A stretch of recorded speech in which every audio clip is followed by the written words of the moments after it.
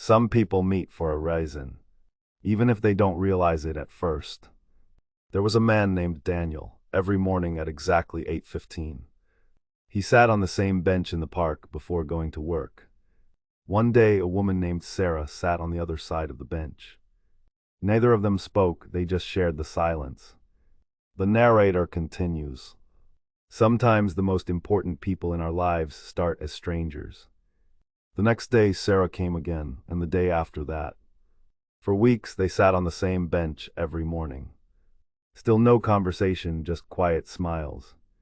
One morning, Daniel finally spoke. "Daniel, you come here every day too, huh?" Sarah smiled softly. "Sarah, yeah, it helps me think." The narrator says. They didn't know it yet, but both of them were going through the hardest time of their lives. Daniel had recently lost his wife.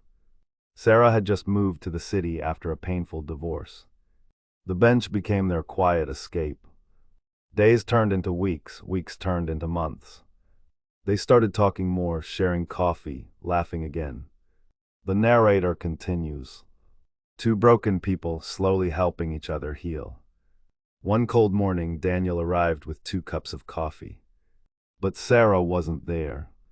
She didn't come the next day either. Or the day after that. The narrator says quietly. Sometimes life changes plans without warning. A week later, Daniel found a small envelope taped under the bench. Inside was a note. It read, "Daniel, thank you for reminding me that life can still be kind. I had to move for a new job. I didn't get the chance to say goodbye. But those mornings in the park saved me more than you know." Daniel looked at the empty bench and smiled. The narrator ends the story. Some people stay in our lives forever, and some only stay long enough to change it.